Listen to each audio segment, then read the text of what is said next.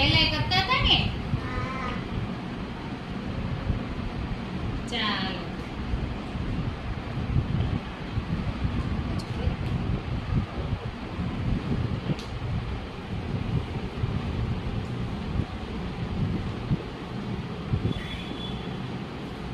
સરસ. ચાલો હવે સૌથી મહત્વની કસરત.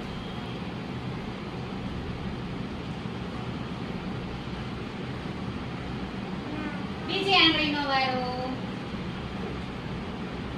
સાક્ષી બેન મારો હાથ આવે એવી રીતે લેશો બેટા. આ બાજુથી લે. જો હું કરું છું દેખાય છે મારો હાથ? દેખાય છે? ચાલો આ રીતે કરજો બધા. દરેક આંગળીનો 5-5 વારો.